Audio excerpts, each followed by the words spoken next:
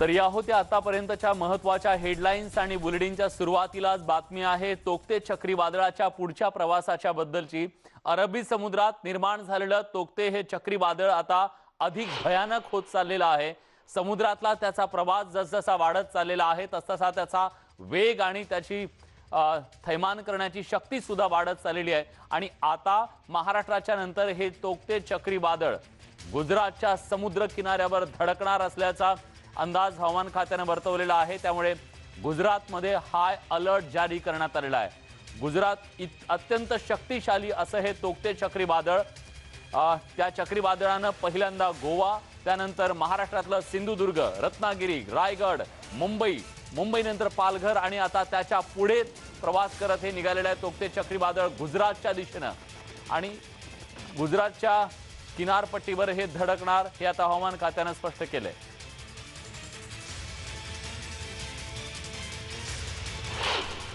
नितीन गोयल आता आपल्या सोबत आहेत गुजरातहून, आपण थेट त्यांच्याकडे जातोय आणि हरीश सुद्धा आपल्या सोबत आहेत, त्यांच्याकडून सुद्धा जाणून घेऊयात की गुजरातमध्ये आता या सगळ्या बद्दलची नेमकी काय खबरदारीच्या उपाययोजना करण्यात आलेल्या आहेत। भावनगरहून आता आपल्या सोबत नितीन आहेत।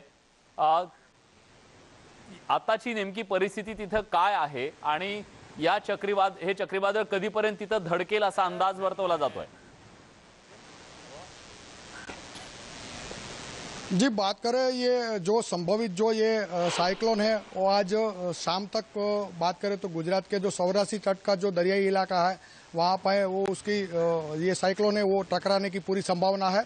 ओवरऑल बात करें तो ये जो गुजरात का 1600 किलोमीटर का जो दरिया का जो इलाका है, इसमें भावनगर की बात करें तो भावनगर का 151 किलोमीटर का जो इलाका है वहाँ पे कोस्टल गार्ड, एनडीआरएफ और स्थानिक पुलिस प्रशासक को लगा दिया है। ओवरऑल ये जो गांव का इलाका है जिसमें 4 तहसील के जो 34 गांव है उनको अलर्ट कर दिया है। 6000 से ज़्यादा जो गांवी तट पर जो रहते हैं दरिया के माछीमार वगैरह उनको स्थलांतरित स्तर पे उनको महफूज जगह पे ट्रांसफर कर दिया है। और ओवरऑल आप दृश्य में देख सकते हैं कि ये जो अभी जो घोघा का जो गुजरात का जो भावनगर घोघा का जो दरिया किनारा है वहाँ पे जो दरिया की जो लहर है वो बड़ी बड़ी आ रही है। अभी बारिश शुरू हो गई है, पवन है वो भी शुरू हो गया है और प्रशासक है वो पूरी तरह अभी मतलब चौकन्ना हो गया है कि आज रात तक ये जो चक्रवाती तूफान है वो कहीं ना कहीं पूरे गुजरात की जो दरिया की बॉर्डर है वहाँ पे टकराने की पूरी संभावना है। जी, ये कहाँ पे लैंड हो जाएगा इसके बारे में कुछ पता चला है? जी, अभी तक प्रशासक ने ऐसी कोई जानकारी नहीं दी है, मगर प्रशासक ने ये जानकारी दी है कि ये पूरी तरह से ये जो साइक्लोन है वो भी पूरा सक्रिय हो गया है। आप देख सकते हैं बारिश भी शुरू हो गई है और ये जो दरिया है वो हो गया है। और जो चक्रवात है वो भावनगर से करीबन कह सकते हैं कि 200 से 250 किलोमीटर की दूरी पे है। और ओवरऑल प्रशासक ने ये भी दावा किया है कि आज देर रात तक ये सौराष्ट्री जो दरियाई तट का जो इलाका है वहाँ पे पूरी तरह से ये टकरा सकता है। जी, हरिणी सुद्धा आता आपल्या सोबत पोरबंदरहून जोडले गेलेले आहेत। हरिण जी, पोरबंदर में इससे पहले भी बहुत सारे चक्रवात आके वहां पे लैंड हो चुके हैं, ऐसे इसमें अब क्या खबरदारी वहां पे ले चुके हैं प्रशासन की ओर से? कि बिल्कुल, पहले मैं आपको दृश्य बताना चाहता हूं कि पोरबंदर का अरबी समुद्र है और जिस तरह से जो सामान्य दिनों में जिस तरह के जो समुद्र की लहरें आती है, परंतु इसका इफेक्ट अभी देखने को मिल रहा है। दीव में ये जो तूफान है उसकी असर भी दिखने को मिल रही है और करीबन 8 से 11 बजे के बीच पोरबंदर का जो कोस्टल एरिया है वहाँ पे तूफान टकराएगा, ऐसी जो अभी संभावनाएं है देखी जा रही है। खास करके पोरबंदर और आसपास के इलाकों में 3 एनडीआरएफ की टीम और 3 एसडीआरएफ की टीम को तैनात कर दिया गया है। स्थानीय प्रशासन अलर्ट है, जिला प्रशासन अलर्ट है। सभी जगह जो बीच आते हैं वहाँ पे भी पुलिस को तैनात कर दिया गया है और जो 16,000 लोग की जो करीबन अरबी समुद्र के पास रहते थे उन लोगों को सुरक्षित जगहों पर है उसको शिफ्ट कर दिया गया है ताकि कोई खाना खराबी न हो और कुछ भी जान माल का नुकसान न हो। इस तरह से प्रशासन है पिछले 3 दिनों से अलर्ट है। जी, हरिण जी, ये चक्रवात लैंड होने के बाद इसका आगे का जो है कैसा रहेगा, ये कहाँ जाएगा, उसका रूट कैसा होगा, कुछ बताया गया है? जी बिल्कुल, जिस तरह से देखा जाए तो मुंबई महाराष्ट्र में अभी उसका असर देखने को मिल रहा है और ये जो बताया जा रहा है कि 8 से 11 बजे के बीच गुजरात और ख़ास करके पोरबंदर कोस्टल एरिया है वहाँ पे ये टकराएगा और उसके बाद जो उसकी दिशा है वो राजस्थान की तरफ जाएगी। यानी कि गुजरात से ये चक्रवात इसी तरह रहा, इसी गति में रहा तो वो राजस्थान को टकरा सकता है, परंतु पोरबंदर आते आते समय यहाँ पे जो साइक्लोन है उसका स्पीड जो है 150 से 160 तक रहेगा। ये भी हवामान विभाग ने यानी कि देखा जाए तो साइक्लोन की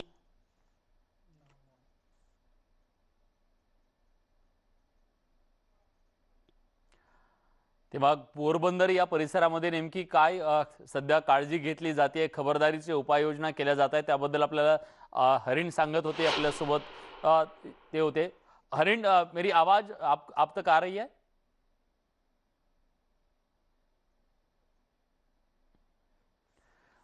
नितीन यांच्याकडे पुन्हा एकदा जाऊया आपण, त्यांच्याकडून माहिती घेऊया त्याबद्दलची।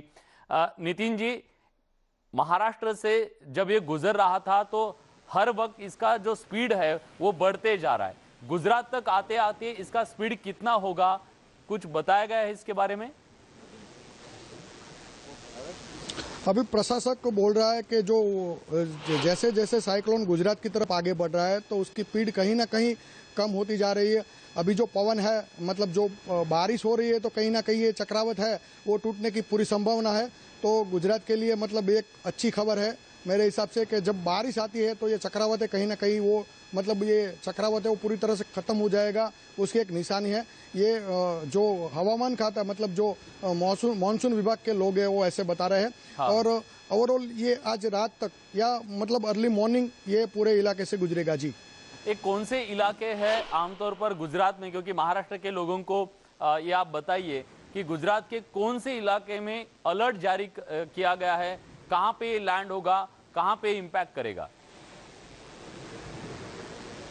जी, ओवरऑल प्रशासक ने ये दावा किया अभी तक कि जो गुजरात का जो पोरबंदर और ये जो महुआ का जो इलाका है वहाँ पे ये मतलब लैंड होगा और उसके मतलब आसपास के जो भी गांव है वहाँ पे ये मतलब जो चक्रवात जब टकराएगा और टकराने के बाद ये मतलब ये जो पूरा जो डिस्ट्रिक्ट का इलाका है दरियाई हाँ। पट्टी का, तो वहाँ पे थोड़ी जानहानी या फिर नुकसानी होने की संभावना है। जी, बहुत बहुत शुक्रिया। तेव्हा आपल्यासोबत गुजरात आणि या पोरबंदर इथून आपल्यासोबत होते आपले हरिण आणि नितीन प्रतिनिधी। त्यांनी सांगितलं की तिथं हे जेव्हा चक्रीवादळ लँड होईल तेव्हा त्या परिस्थितीला कसं सामोरं जायचं याची तयारी प्रशासनाने केलेली आहे। पण या चक्रीवादळाच्या नंतर महाराष्ट्रामध्ये खरं तर हे जरी स्पर्श करून महाराष्ट्रातल्या मुख्य शहर असलेल्या मुंबईला गेलेलं असलं तरी देखील मुंबईची आज अक्षरशः दाणादाण उडाली आणि पुढच्या काळात सुद्धा पुढच्या काही तासात सुद्धा अतिमुसळधार पावसाचा इशारा हवामान खात्याने दिलेला आहे। त्यामुळे महाराष्ट्रात सुद्धा या चक्रीवादळानं मोठं थैमान घातलंय असं म्हटलं तर वावगं ठरणार नाही। गोव्यातून जेव्हा हे पुढे सरकलं चक्रीवादळ त्यानंतर सिंधुदुर्ग, रत्नागिरी, रायगड, मुंबई, पालघर असं करत समांतर रेषेमध्ये समुद्र किनारपट्टीला हे गुजरातच्या दिशेने जरी गेलेलं असलं तरी समांतर जात असताना सुद्धा स्पर्शून जात असताना सुद्धा या चक्रीवादळानं मोठं थैमान महाराष्ट्राच्या कोकण किनारपट्टीवरती घातलेलं आहे। कोकणाला याचा मोठा फटका बसलेला आहे आणि मुंबईसह उपनगरात जोरदार पाऊस कोसळतोय। मुंबईतल्या समुद्राला उधाण आलेला आहे, वाऱ्याचा वेग आणखी वाढण्याची शक्यता वर्तवली जाते। रत्नागिरीत चक्रीवादळामुळे मोठं नुकसान झालेलं आहे, अनेक ठिकाणी झाडांची पडझड झाली आहे। रायगडमध्ये आजही रेड अलर्ट जारी करण्यात आलाय, नागरिकांना घराबाहेर न पडण्याचं आवाहन करण्यात आलेलं आहे। त्यामुळे चक्रीवादळ जरी पुढे सरकलेलं असलं त्याचा प्रवास आता गुजरातच्या दिशेने सुरू झालेला असला तरी धोका मात्र अजून सुद्धा कायम आहे, कारण चक्रीवादळाचा जो संपूर्ण परिघ आहे त्या परिघामध्ये अजून सुद्धा आपण सगळेजण आहोत। त्यामुळे या सगळ्या परिस्थितीमध्ये नागरिकांना सतर्क राहण्याचा इशारा प्रशासनाच्या वतीने देण्यात आलाय।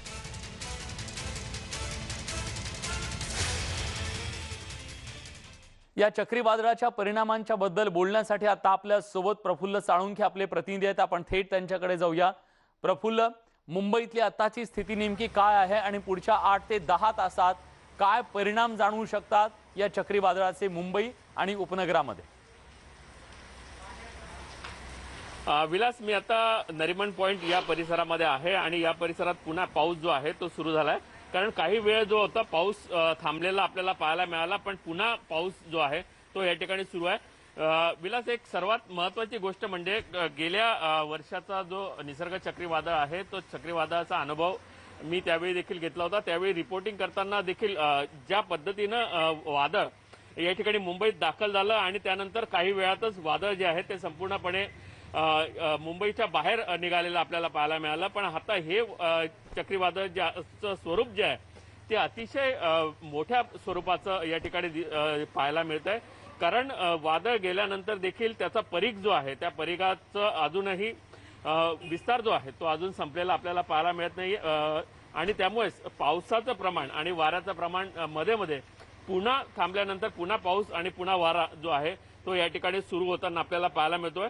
आणि त्याचेच परिणाम म्हणून अजूनही मुंबईमध्ये, दक्षिण मुंबईमध्ये पावसाचा जोर जो आहे तो पुन्हा एकदा सुरू झालेला आपल्याला पाहायला मिळतोय. नक्कीच धन्यवाद तुम्ही दिलेल्या सगळ्या सविस्तर माहितीबद्दल.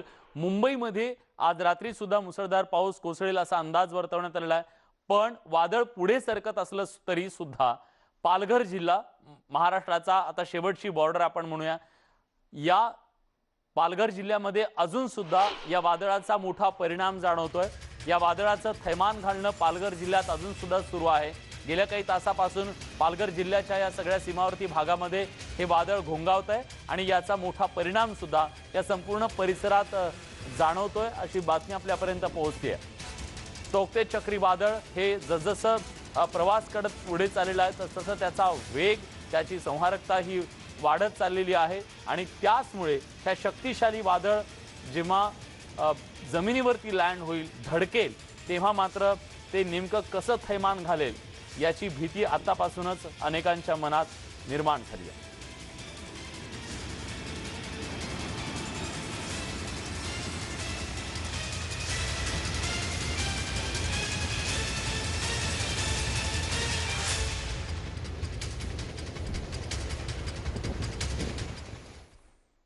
आणि यानंतर आपण बघूया की मुंबईमध्ये आज या चक्रीवादळानं नेमकं कसं थैमान घातलं.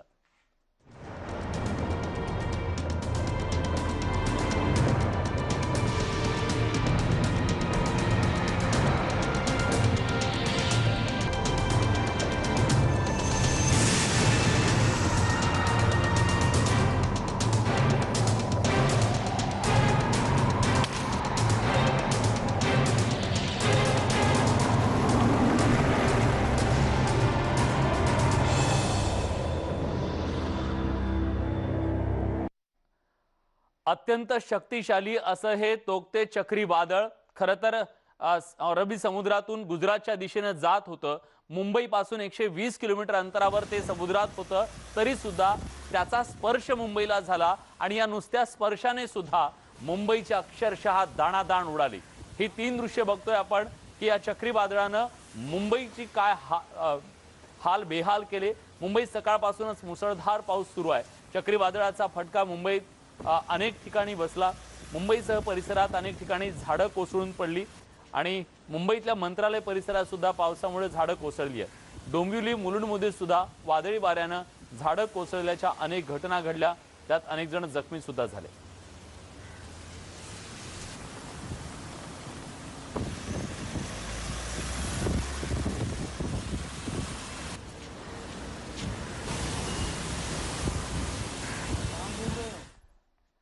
मुसळधार पावसामुळे अनेक नाले सुद्धा दुथडी भरून वाहत होते आणि या नाल्याचं जे घाण पाणी आहे ते सुद्धा रस्त्यांवर आलं आणि हे पाणी इतकं वेगवान होतं की या पाण्यामध्ये अनेक ठिकाणी गाड्या सुद्धा तरंगताना दिसल्या. आणि ही दृश्य मुंब्र्यातली आहेत.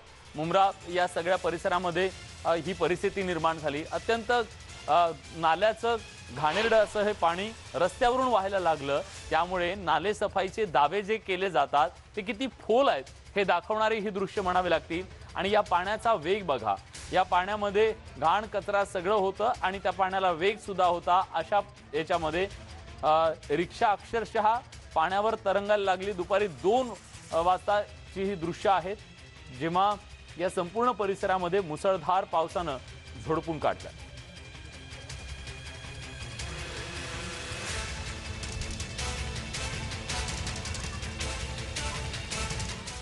तिकडे ठाण्यात सुद्धा अनेक झाडं कोसळली। चक्रीवादळाचा जो वेग होता तो प्रचंड होता, त्यामुळे जवळपास 13 झाडं ठाण्यामध्ये कोसळली आणि या झाडांमुळे काहीसं नुकसान सुद्धा झालेलं आहे। खरं तर भली मोठी ही झाडं 13 झाडं या चक्रीवादळाच्या तडाख्यात कोसळून पडलेली आहेत, त्यामुळे अनेक ठिकाणी रस्त्याची वाहतूक कोंडी सुद्धा झालेली होती। अनेक गाड्यांचं नुकसान झालं। 15 झाडांच्या मोठ्या फांद्या तुटून पडलेल्या आहेत, तर 6 मोठी झाडं जोरदार वाऱ्यामुळे धोकादायक अवस्थेत आहेत। ठाण्यात रात्रीपासूनच मुसळधार पावसाला सुरुवात झालेली होती, वारे सुद्धा जोरदार वाहत होते आणि या सगळ्याचा परिणाम म्हणजे ठाण्यातली अनेक ठिकाणची ही झाडं अक्षरशः उन्मळून पडली।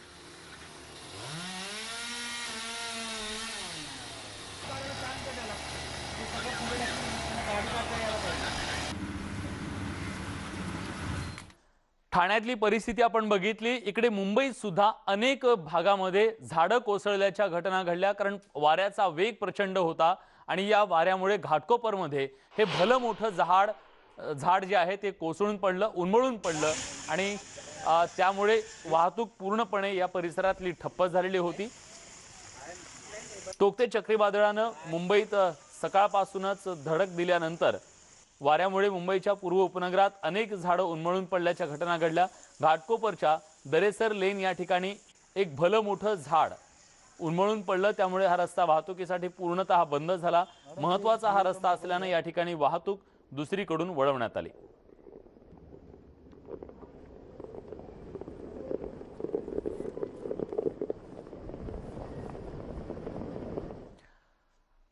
तोक्ते चक्रीवादळाचा मुंबईतल्या ट्रॉम्बेच्या जेटीला सुद्धा जबरदस्त तडाखा बसला।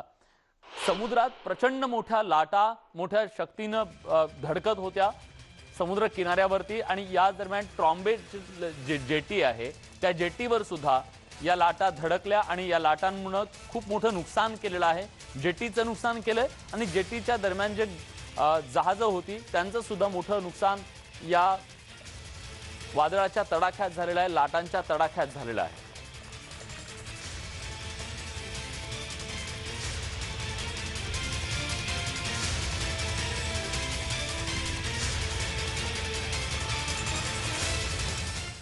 तोक्ते चक्रीवादळाचा परिणाम कल्याण डोंबिवली या परिसरात सुद्धा पाहायला मिळाला।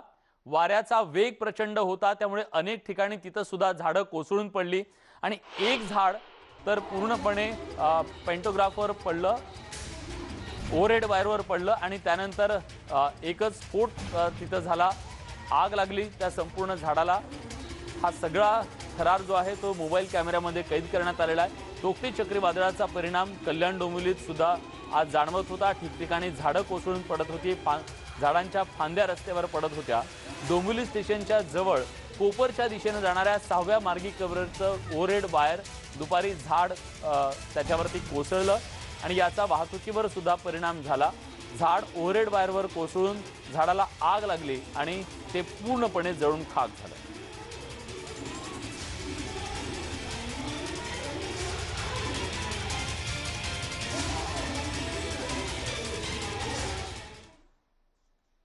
तेव्हा मुंबईला या परिसराला स्पर्श करून गेलेल्या या चक्रीवादळानं इतकं थैमान दाणादाण उडवलेली या शहराची, पण जेव्हा हे चक्रीवादळ प्रत्यक्ष धडकेल गुजरातच्या त्या समुद्र किनाऱ्याच्या किनारपट्टीवरती, तेव्हा ते कसं रौद्ररूप धारण केलेलं असेल याचा विचार न केलेला बरा।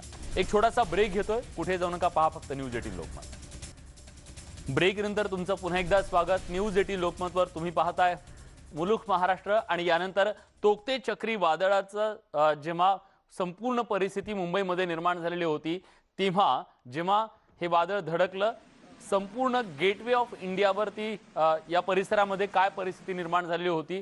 भरतीचं पाणी थेट रस्त्यावरती येत होतं, लाटा प्रचंड उंच लाटा उसळत होत्या, उधाण आलेलं होतं समुद्राला आणि ही संपूर्ण परिस्थिती अत्यंत विदारक अशी ही परिस्थिती म्हणावी लागेल। काळजाचा ठोका चुकवणारी ही परिस्थिती, कारण आपण सगळेजण या गेटवे ऑफ इंडियाला जेव्हा जातो तेव्हा या पाण्याची तिथली परिस्थिती नेमकी काय असते, पण जेव्हा हे चक्रीवादळ धडकलं तेव्हा या पाण्यानं कसं रौद्ररूप धारण केलेलं होतं याचा अंदाज आपल्याला या दृश्यांवरून येऊ शकतो।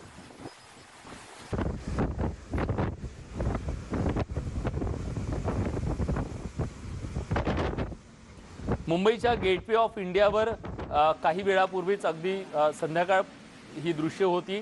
समुद्राला प्रचंड असं उधाण आलेलं होतं। उंचच्या उंच लाटा उसळत होत्या आणि या लाटांचं पाणी रस्त्यावरती आलेलं होतं।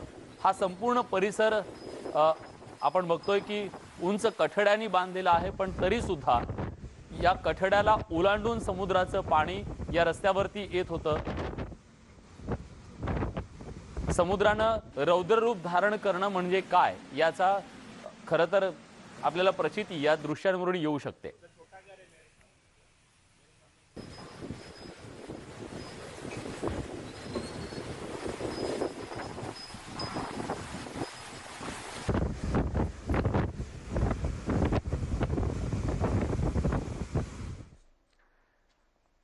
मुंबई आणि परिसरात जेव्हा हे चक्रीवादळ धडकलं तेव्हा या चक्रीवादळामुळे अनेक जे होर्डिंग्स असतात रस्त्याच्या बाजूला जाहिराती लावण्यासाठी जाहिरातीचे होर्डिंग्स, त्या होर्डिंगचं मात्र प्रचंड मोठं नुकसान या वादळामध्ये झालेलं होतं। हवेचा जो वेग होता तो प्रचंड असल्यानं या संपूर्ण होर्डिंगला तग धरून राहता आलं नाही आणि अगदी खेळण्यातल्या होर्डिंग सारखं ते कोसळून पडलं। डोंबिवलीत जोरदार वारे होते, पाऊस होता आणि देसाई नाका इथं धावत्या गाडीवर एक भलं मोठं लोखंडी होर्डिंग कोसळलं, त्यामुळे काही काळ वाहतुकीला सुद्धा मोठा अडथळा निर्माण झाला।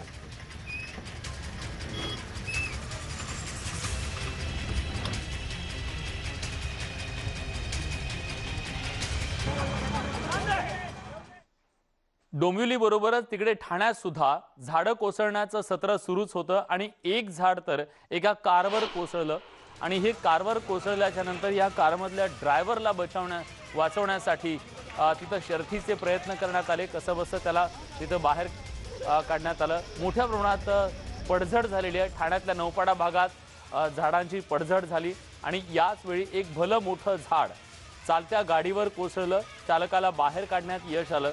सोसाट्याच्या वाऱ्यानं अनेक झाडं उन्मळून पडलेली आहेत, पण तिथं असलेल्या सगळ्या कर्मचाऱ्यांनी कसंबसं या होंडा सिटीतल्या गाडीच्या ड्रायव्हरला सुखरूप बाहेर काढलं।